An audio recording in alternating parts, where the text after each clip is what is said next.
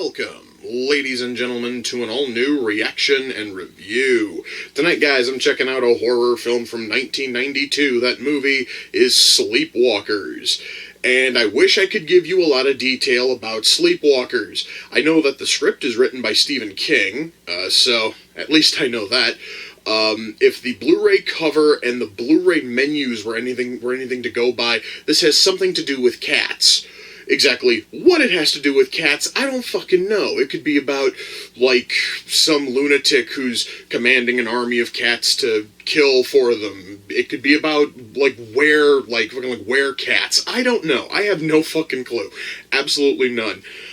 But I am interested simply because the script is written by Stephen King, and Stephen King is one of the greatest horror authors of all time. So I'm curious to see what kind of goofy cat hijinks Stephen King has written for this. I have no idea if this movie's going to be any good at all. The only way I'm going to find out is if I shut up and I push play, and I'm going to do that right now. So, without further ado, it's time to kick back, relax, and check out Sleepwalkers. Well, guys, I can say at least one thing. I am really loving the soundtrack in this movie. What few songs I have heard so far have all been awesome, awesome stuff, and I'm fucking loving it. You know, guys, there is something just incredibly satisfying whenever a douchebag character gets killed off in a movie. God, I fucking love that kind of shit. And that character, Mr. fucking Phallus, for the short time that he was in this movie, good God, I was happy to see him fucking die. That was ridiculously satisfying, and I fucking loved it. Okay, that was one of the odder sex scenes I've seen in my lifetime, not just because it was an incestuous love scene between a mother and her son, but the fact that they're cat-like energy vampires and you can see their true cat-like form in the mirror. That just made everything even more awkward and disgusting and ridiculously creepy. God, that was incredibly unpleasant to see.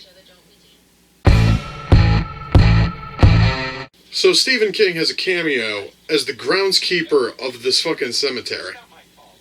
That's awesome. It really is, guys. It's fucking amazing.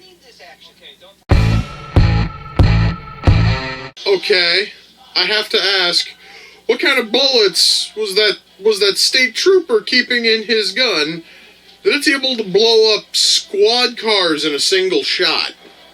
I'm really curious about that, guys, because it looked really awesome, and I'm wondering if I could get bullets that can just blow up cars in a single shot. That'd actually be a really therapeutic way of just letting off stress. I will say, though, it was really fucking cool, though. Well, guys, that was Sleepwalkers. Let me shut that off. And before I get into reviewing the movie itself, I would just like to talk about something for just a second. I don't know anything about Stephen King's life. I've never looked into the man's personal life. I would like to know what the fuck a cat did to him in his lifetime. Because I've noticed a pattern. There are quite a few Stephen King stories and novels and screenplays which feature cats that are either completely evil by default or they're made to be evil by various means and methods. This movie takes it one step further. Not only do our, villains, not only do our titular sleepwalkers look like cats in their natural state, look like human-cat hybrids, but they also slaughter dozens of cats because cats are their weakness.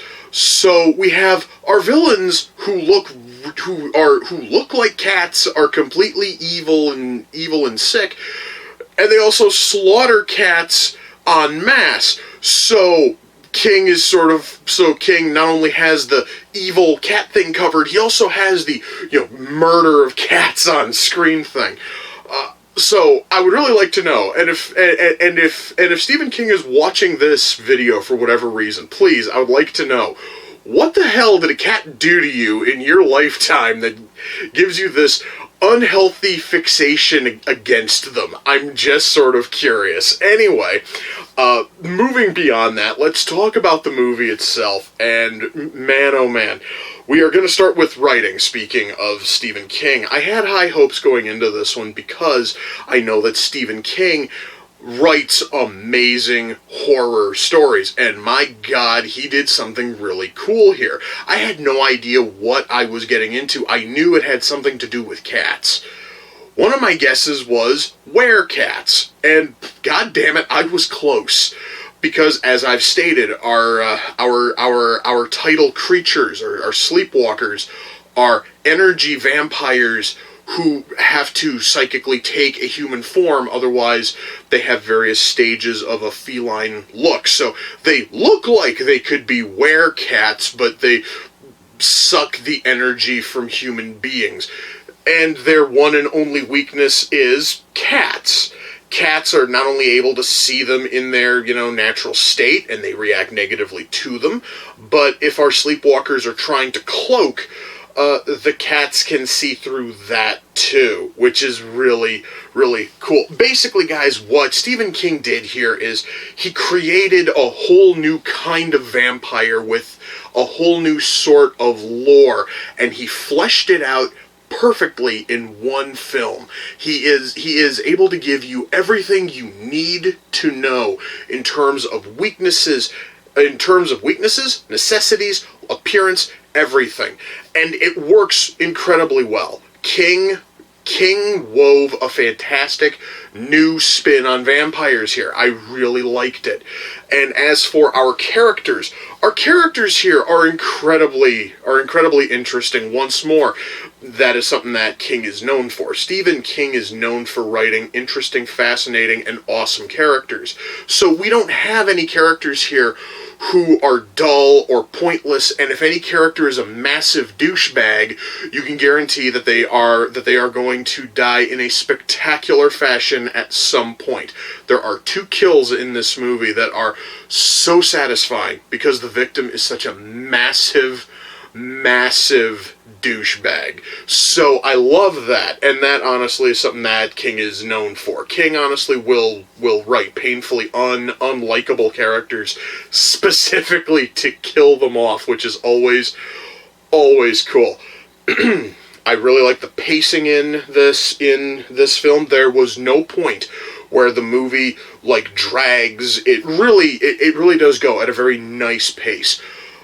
I mentioned the whole vampire lore thing, how he created this sleepwalker lore by starting essentially with a friggin' starting with some kind of a urban legend or a ancient myth, and kind of broadening it out and expanding it and working with it. My question is, why exactly are these cats all drawn to the sleepwalkers? Because Charles and Mary have to stay in their house. Well, Mary has to stay in the house. Charles has to go and forage for people to bring in and suckle all of their energy. But outside of the house, there are cats everywhere, and the number of cats grows as the film goes on. And I don't know why. I don't know if it's because the sleepwalkers are giving off pheromones that are drawing the cats to them. I don't know if it's that there's some kind of a psychic link between the cats and the sleepwalkers, and the cats are psychically drawn to them. I do not know, and as far as I could tell, that was never properly explained. It was certainly different, and that really is the one thing King didn't really attempt to explain. There is one thing I found a little bit wrong with the script, though, and that is the creepy incestuous relationship between our 2 sleepwalkers, between Charles and Mary, who are a mother and son. Now, it's kind of hinted at early on, and you see them dancing together and making out and all this, and you really think that maybe it's just a really, really affectionate thing, but it's not full-blown incest. And then we get the sex scene, which was incredibly unpleasant to watch, especially when you see them writhing around on the bed and then the camera turns towards the mirror. One thing about these sleepwalkers is no matter what form they take physically, you can see their true form in mirrors. And for whatever reason, they have a mirror in that fucking bedroom. So as you see the two of them, doing their thing, you then see the camera pan and you see these two people in rubber cat suits fucking each other, and it looks wrong. Frankly, I kind of felt that the entire fucking I felt that the whole incest part was a little bit ew, to say the very least. It was very, very awkward, but honestly, it seriously though is not something that is going to drive people away. So, well, hopefully is not going to drive people away. It is very odd and it is rather awkward to watch, but you know what? It really honestly is no longer an issue about halfway through. But anyway, it's still worth mentioning to a point. In short, guys, the writing here is awesome, and it is the kind of writing that Stephen King is known for. And plus side, this honestly is one of those instances where Stephen King actually wanted to write a fucking ending. That's one thing I've hated about a whole lot of his books, is he doesn't write endings. I've talked to many people about this. Cell was very quickly becoming one of my favorite novels by Stephen King, and then the son of a bitch ended it one sentence shy of closure. And that is unforgivable. I know that has nothing to do with this, but I just wanted to mention that unlike some of his other works, this one actually has a fucking ending, and I'm happy for that. Anyway, let's move on to acting. Our actors here are incredibly good. I mean, none of them here are going to walk away with Oscars or anything with what they turned in here, but what was turned in here was really, really solid. And one thing I kind of liked, on top of our rather powerful and strong cast, is the number of cameos. There are 2 scenes where you just see tons and tons of cameos, and this is everybody from Stephen King and John Landis and Tobe Hooper. You see all of them show up in 2 scenes, and it's just really cool as you sit there and you're looking, going, wait, that's Stephen King, awesome. That's John fucking Landis, sweet. And you just keep noticing faces, and it's just really cool. I really liked the cameos in here. It was a really nice touch. And as for the main cast turned in a fantastic job. I loved everything here in terms of acting. Special effects. This movie does have some very good special effects, at least for the time. Because mind you guys, this movie came out in 1992, so they didn't have access to mountains and mountains of CG, and they couldn't do half of the shit that we can do now. However, though, when either Charles or Mary are turning into their sleepwalker form, we do get a really nice morph from face to face. Coolest part of that is when Charles is involved in he is involved in a high-speed chase. The cat in the squad car notices him, and it just causes him to kind of sort of freak out, and suddenly his face is morphing between 4 or 5 different forms, from human to complete sleepwalker hairless cat look. And it was awesome. It was a really cool effect. I also like how they were able to do the cloaking effect, because the sleepwalkers are able to cloak not only themselves, but they can also cloak a car that they are sitting in. And the effect used there was really well done. I also liked the morph when Charles was changing his car from a I believe it was a Mustang back into a Trans Am. It was a really cool looking effect. It seriously was an awesome effect. And mind you guys, it was great by 1992 standards. It's probably, it really does look kind of sort of hokey if we were to compare it by what's done today. However, by the standards of 1992, as long as you go into it knowing this, what is here in terms of just those kinds of effects are awesome. And in terms of makeup effects and suit work is amazing. I absolutely loved the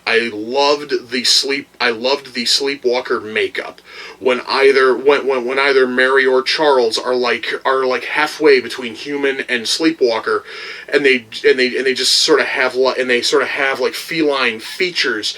It looks really fucking good, and they put a lot of effort into that, and it looks awesome. And when Charles is slashed up after his fight with Clovis, the police fucking cat, he basically then is in the makeup, and they've just put all of these scars and gashes, and he's missing a fucking eye, and just, it looks really well done, guys. The makeup here, the gore here, all of that is done incredibly well. In certain cases, a little bit too well, because one of the first things we see is a house with about 30 cats strung up outside. Certain ones, there's only about half a cat with some guts hanging out. That was incredibly difficult to look at, but then again, that's because I am a cat person. I love cats. So to see that, even knowing that it's fake, it was still kind of hard to watch. Also, watching as Mary just kills cats with zero effort as she like snaps them, as she like snaps their spine or breaks their fucking neck with almost no effort. That's also a little bit sick, but at least it's done well. There is one bit though where the movie just falls to pieces in terms of special effects, and that is during the fight between Charles and police cat Clovis. Yes, guys, this cat actually is a part of the fucking police, force. It actually is kind of an interesting thing. So when Clovis attacks him, instead of it being instead of just working with like close-ups where you can have the cat hissing and just try to get like shots of the cat like batting at the camera or something, they gave the actor who was playing Charles a dummy cat, and he's basically holding it like to his throat or to his face or wherever in the hell the cat was supposed to be, and he's shaking it and him, and it looks like shit. It really is the one poorly done effect in this entire film. It looked terrible, and compared to everything else, it stands out so badly. So we do have that. That is like the one bad moment in terms of special effects. And it's a very noticeable scene. It is a very pinnacle scene. So it honestly is not something that you can easily fucking ignore because it's actually integral to the plot. However, though, you can just kind of look at it and laugh because it looks so freaking cheesy, and that actually can kind of save it, slightly. Let's see, what else can we talk about? Our sound mix is good. Our soundtrack, oh my god, guys, our soundtrack. If you have never heard the song Sleepwalk by Richie fucking Valens, you are going to hear it quite often here, and if you don't frickin' like that song, and I know some people are not fans of that song because it is kind of sappy and cheesy and kind of, it seriously is not a song for everybody. And if you are one of those people who you can't stand the fucking song, then this movie's going to drive you nuts because that is like one of the primary pieces of music used.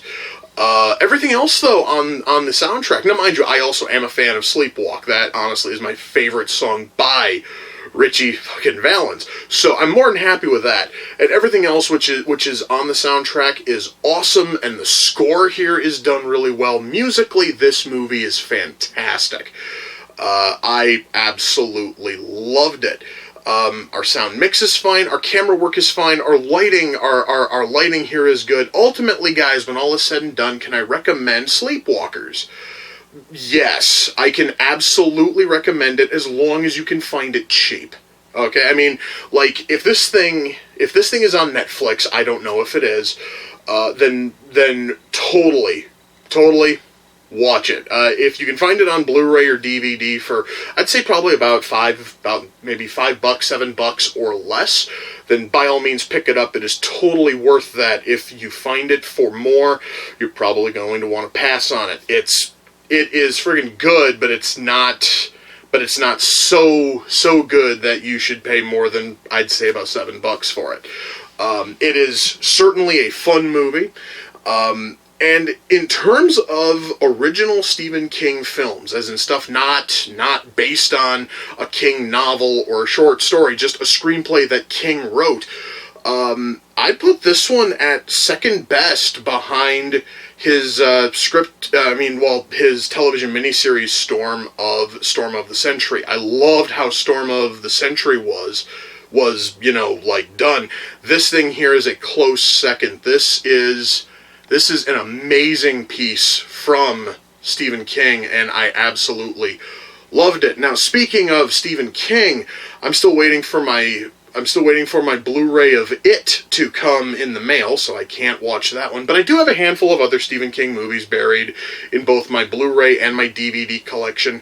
I'm going to go find a few of those. I'm going to give those a watch. I think I might watch Maximum fucking Overdrive, and then I'll watch Creepshow, because I love both of those movies.